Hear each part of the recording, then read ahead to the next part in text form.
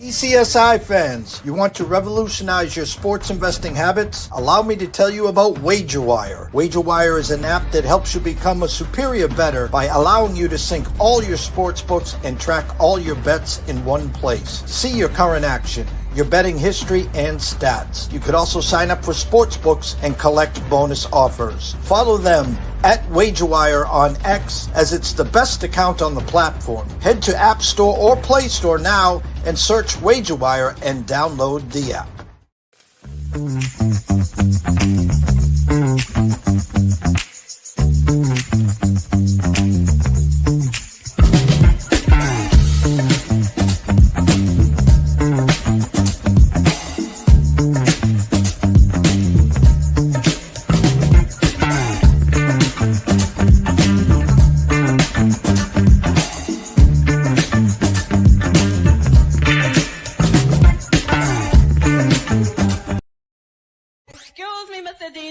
Check this out, we got a great show coming your way. From the ECSI Sports Studios, the #1 sports information program in America, the Breakfast Bankroll, with your host, the sports broker, Jeff Dawson.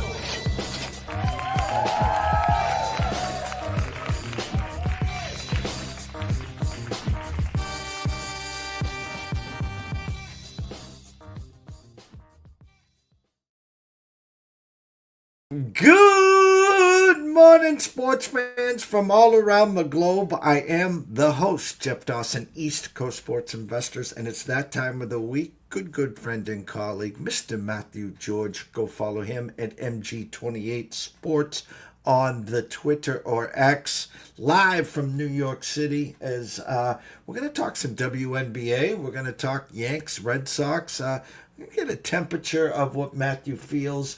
With some breaking news, obviously, a handful of NBA announcements, Rick Carlisle, John Wall, and a few others. But first and foremost, a shout out to our proud sponsors and partnerships. It's WagerWire. Head on over to Google Play, download the app. It is free. AtlantaSteaksAndSeafood.com. Steaks, chops, seafood, appetizers, wine. Terry's got it all. Head on over to AtlantaSteaksAndSeafood.com.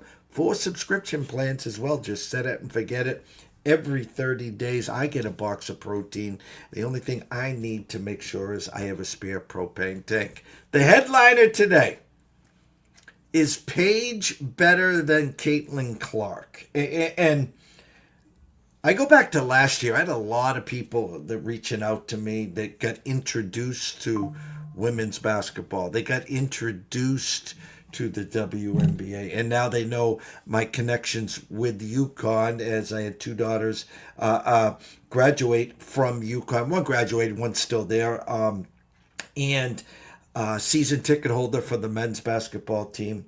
Yes, I live in Cape Cod, but I do give away most of the tickets. But my point is, I was there when Paige came onto campus as a freshman, and it's a very interesting topic as Paige drops 44 last night, an NBA rookie record. So I'm going to ask Matthew this. I know the answer, or I think I know the answer, but you can turn it any which way you want. So without further ado, Mr. Matthew George. Good morning, sir. Good morning, Jeff. How are we doing? We're doing great. You know, I have a buddy of mine that got into the WNBA when Caitlin Clark came on Storm. And what she did to the WNBA in just 1 year for marketing, for sales, for tickets. No one in the world can duplicate it. It brings me back to 84, 83, 82. I'm sorry. Magic and Larry came into the NBA, and they the NBA had risen again. It had woken up. What Caitlin did for the WNBA, what she did her senior year, second to none. But raw physical talent. If I asked you who's better, Paige or Caitlin, what would your answer be? My opinion, yes. Definitely, I agree, is Paige Beckers, because all around she can do everything on the floor, from scoring the ball on three levels pass the ball, rebound the ball, and also play good defense. Now the matter is that her consist and the best thing about her in terms of the way she plays is her consistency. And we saw that last night with her despite the 1 point loss against the Los Angeles Sparks, 44 points. I'm 12 of 17 from the field and 4 from three. She can't be stopped. Not to mention she's been consistent on the floor every single week, and obviously this is the front runner for the rookie of the year. There's no other if ands or buts about it. So the way that she's been playing in her first year, it just carries over to what she's been doing at UConn. And even despite the injuries that she had at UConn, she's been absolutely stellar. So it doesn't surprise me that she's been doing that Paige Beckers is doing this in the first year with Dallas. Now it's just a matter of how this team can mesh together because this team as a whole has not been able to win games. They're also 9-27 on the 9-28, excuse me, on the season. So it's not looking good for the team per se, but that probably just means that they're just probably just looking for some top pick in the draft. In the expectation wise, the Dallas wants to get the the first overall pick, because then that'll mean, oh, her teammate can come into the mix in AZ Fudd. And AZ Fudd is one of the best players in college basketball on the women's side right now. So she can light up the floor just like Paige. And if they decide to do that 1-2 punch, well, what does that mean for Ariki Wumawale? Is she out because she's also dealing with an injury, and she's going to be sidelined for the next 2 weeks. So, and it wasn't really much of a good season for her this season too. So, Dallas has been really is going to be it has high expectations for the coming future because Paige Beckers has been the star of the show. And I was going to say, if anyone thinks UConn dominated women's basketball last year, national champs, well, their team this year is probably even better. And I was going to bring up AZ Fudd and just dominant and just they showed her just launching threes from the logo the other day, and it was just like effortless. And she's only getting better, but it will be interesting for sure to see what happens there. Some headlines. We talked about Paige, of course. Sophie Cunningham out for the season with a right knee injury. Injuries concern spark for fever. Kind of, if you look at angles and stuff, kind of a cheap shot, intentional. Yeah, and did you see the picture of it too, of like the player hitting the floor and also smiling? So there might be a little bit there might be a little bit of a misconception. It might be a little bit of a misconception, but we don't know for sure.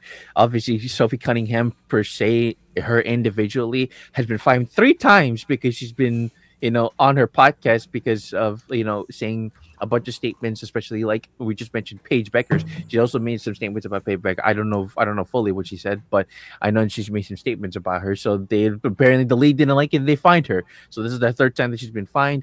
In terms of her injury, it does suck because like in her perspective, she is one of the better shooters on the team right now. Not to mention she's over 40% from three. One of the better shooters, obviously especially better than apparently better than Caitlin Clark, even though Caitlin Clark shoots a lot more threes. So we'll discredit her for that. But the injury concerns really pile up now for the Fever because three players on the team are now out for the season, including Sophie Cunningham. And she's also preliminary starter for the team after being traded, sent over from I believe Phoenix. So it really sets up an interesting dilemma of, well, do you want Caitlin Clark to come back because you're right now in the cusp of either missing the playoffs because you're 2 games over 500 and sitting around sixth or seventh in the league, or do you just try to wing it out and just wait and just be ready for next season fully and be fully recovered? The expectation for the Fever is that they would actually make the playoffs and Caitlin Clark comes back within that mix. Now it's just a matter of her coming back.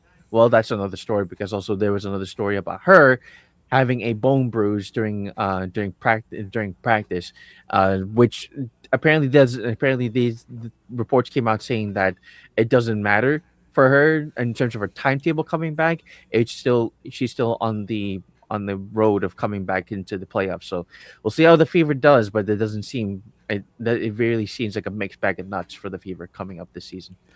They'd be smart to just say, hey, let's just pull the plug. Let's just put out an effort every game. Let's just miss getting into the playoffs. Let's take our draft pick with pride. Let's get everyone healthy, and let's make a nice run next year. Because listen, you know what happens when you rush people back from injury. And I'm not saying they couldn't win a round in the playoffs, but you're just setting yourself up for bigger failures if something was to really help. Caitlin would really get hurt and affect next year's schedule. Well, there goes your season ticket holders and blah blah blah. And here's the biggest issue that's happening in the NBA. That happened in the NBA, as you know, with Jason Tatum, and what happened with Tyrese Halliburton in the finals. It can happen in the same thing with the WNBA because you're not protecting players. Either that, or just trying to rush them back to try to back them to push to a playoff. So it doesn't make any sense in my and sense on my end. I agree with you on that. We'll just see how it goes and see how the Fever handle Caitlin Clark coming back. NBA, Rick Carlisle gets a multi-year extension with the Pacers. John Wall finally decides to retire after 11 years. And listen, I'm going to say this out loud. I'm not the NBA guru. I follow it. Obviously, that's my job. I get all that. I enjoyed John Wall better at Kentucky than I did his NBA career. And no disrespect, John, but that was just I enjoyed you at Kentucky versus your NBA career. Yeah, and it's an unfortunate situation for John Wall. If he hadn't had his knee injuries and obviously the concerns with him being, thrown around in the mix with Houston, it would have been a different story. He was really good, especially with that 1-2 punch with John Wall. And Bradley Beal in Washington, but they just couldn't make a playoff push because other teams in the East were just much better than that team. So with the way that John Wall's career tended out to be, not to mention he also got a contract extension got contract extension with the Wizards. It does seem that, like, there was some trajectory of where the Wizards were going, and then obviously the injury concerns really piled up as the years went on for John Wall. But he had a pretty good career. He had some all star stints as well. So he was obviously always going to be a double digit scorer. He's a very good passer as well, so he was one of the better passers in the league. And this is probably the best time for him to, not just retirement and all that kind of stuff, because he was a good player overall, but he hasn't played over the past, like, what, 2 or 3 seasons because of his injury concerns and about being in the bench and whatnot. So kudos to him for not having a great season and a great overall career. With Rick Carlisle, it's not surprising because of how the push to the finals last season turned out to be. It's just a matter of now how he's going to be able to mesh his team together, because now Miles Turner is out to Milwaukee, and you're dealing with no Tyrese Halliburton for the entire season.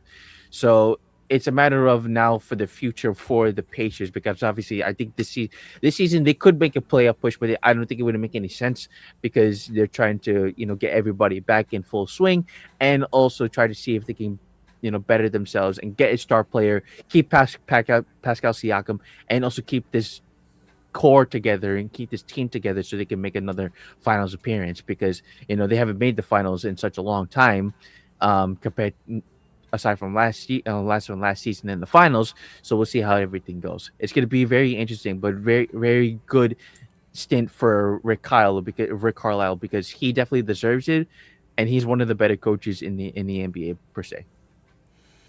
Last but not least, of course, Yankees slowly heating up. I think 5 in a row. They hit like Hmm. 14 homers the last 2 games. In come the Red Sox for a 4-game stint. Tonight, 7:15 in the Bronx. Giolito versus Heel. Overnight number was the Yankees minus 135 with an 8 and a hook.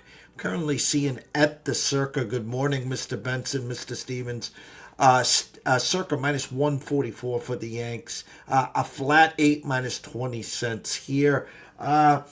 Temperature On the Yankees, good time to heat up. You're back ahead of the Red Sox. Will you catch the Jays? We don't know, of course, but got a feeling pretty good right now, Matthew. Is it me or is it just the hot of the summer really just was on the Yankees that much because they weren't really doing much in throughout the summer because after July and now this like this past week in August, it hasn't been really panning out for the Yankees, but now the bats have really started to come through, especially especially as you mentioned, these five past games. They have scored over what 6 runs in the past 4 games, not to mention double digits. And then, as you mentioned, as mentioned, that 9 home runs, which set a franchise record against the Rays. I mean, that is amazing to see but now momentum has to keep going because if they want to make a playoff push like they did last year and to make a World Series appearance, they need these bats to come through because obviously the pitching has been a little bit all over the place. So if their bats at least can come through, this is the time for the Yankees to step up because that's how they are. They were almost hitting fourth place in the AL East, and now back in second place in the division. So this is where the time they need to step up, and this is the time to do it because they need to come alive. It's even that the weather has really been cooling down as of recently. I think the summer has, at least in summer here in New York, has been slowing down, and we're now like into the high 70s and mid into high 70s to low 80s. So let's see if that ball really carries through now, especially since Yankee Stadium has one of the shortest porches in the MLB. So that's how it's going to be carrying out the rest of the season. Let's see if that momentum shifts for the Yankees because that's what they need, especially if they want to make a playoff push. Week 0, college football is back Saturday. KSU against Iowa State, if I remember correctly. That is in Dublin. Any best bets for that game, sir? Yeah, and this is the very, very interesting first game to the season with Rocco Begg and Avery Johnson. So we're gonna do like a 3 parlay here. I made something out of the blue pretty quickly because I wanted to get this out pretty quick because I saw this morning. We're taking Rocco Begg and Avery Johnson to record a touchdown. They're really heavily juiced at minus 4 to 1. So whatever you can do there, just pile it on with another parlay piece that is around minus 100, minus 150 around that, because I'm going to take Rocco Beck over 228 228 and a half passing yards because this team in Iowa State because especially with Rocco Beck can sling the ball like in nobody's business. But the problem is that Iowa State their defense is a little bit shaky. So the way this season is going to be panning out, especially with Iowa State, I think they could be a little bit of a dark horse. However, I will say the full expectation for me for the for the college football season. Arch Manning and Texas can definitely run through this season. However, do not be surprised about Clemson because Kate Klubnik is one of the best, if not, in my opinion, the top 3, if not top 2 quarterback in college football. It's just a matter of, I think Arch Manning is better, but just a matter of seeing how he could do for a full season because obviously it was behind Queen Ewers. So this is the best time for Clemson to step up because they have the team that they need to win a national championship. The same also goes with Texas. So look out for those 2 teams coming up this season. I do. I have some futures with Cade Klubnik to win the Heisman. I do like Clemson. Have some futures for them to win it all. And they face LSU next week. 4-point favorites. So you got 2 great quarterbacks, Heisman potentials with Klubnik and Nussmeier from LSU. And they're saying this could be Brian Kelly's best team ever. And he's also on the hot seat. So whoever loses this tough game will be 0-1 and need to probably sheet or 2 losses at best to get into the final 12. 4 games in the WNBA. Washington at Connecticut, Chicago at New York, Minnesota at Atlanta, Phoenix at LA. What do you have for everyone watching and listening today, sir?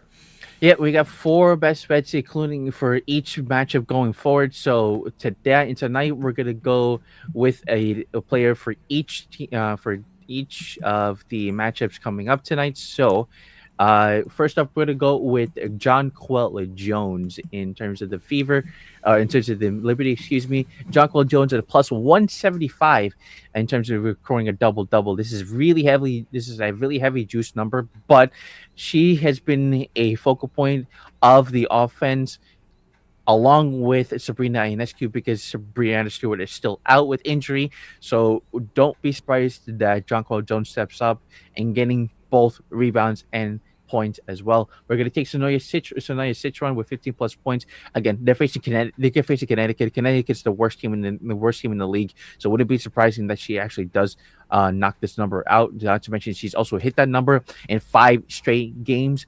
Same thing goes with Alicia Gray at 15 plus points. 3 out of the last 4 games, she's been able to hit that number.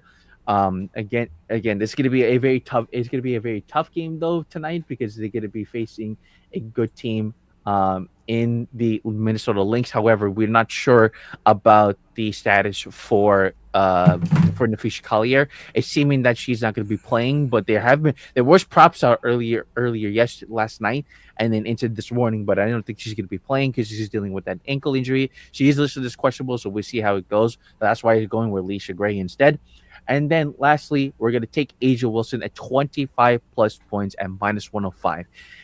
The biggest reason that the Aces have won 8 straight games is because Asia Wilson is averaged over 28 points per game.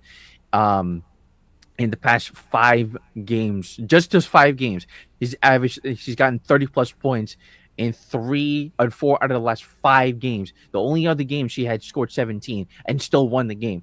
So this team has definitely stepped up in the past couple of days, in the past couple of games, and this is the big reason why that the Aces can step up and make a playoff push. It's a very late push from the Aces, but it's better late than never because they definitely need to solidify themselves because this season was been a total big smack of nuts for this team overall. So great step up for the Aces. So you can parlay all of these to get a 13 to 1 parlay. I did this last night. Obviously, the movements and money lines can change, so we'll see how everything goes throughout the rest of the season. There's only 10 games, around 10 to 8 games left in the WNBA season. It's going to be really piling up, especially since if Caitlin Carr comes back for the playoffs and how the rest of the season goes for the WNBA. Well, as of course everyone knows where to find you on X, sir, and what we like to do on this report here as we wrap things up here is have you take the stage and tell them where they can find your written work, your other work, your podcasts on Sports Grid, and who they're with, and the times and dates. Yep, Coach James Young and I do a podcast. I produce his Betting Above the Rim podcast show. We are only doing it once a week. You usually do it twice a week, but since the WNBA season is really brewing, and then the NBA season doesn't start until October, we are recording Wednesday and it comes out every Thursday. So we're doing that once a week, and then the other podcast that came back up this week. That started on Tuesday and is starting again and is coming out back again tonight, which we're recording again tonight. Is coming on tomorrow. Is Coach Terry Bowden? If anybody knows Terry Bowden, coached at Auburn, Akron, and lastly with Louisiana Monroe. He is one of the more national won a National Coach of the Year award and has been a preliminary head coach. And now is doing a podcast with our host Joe Lisi.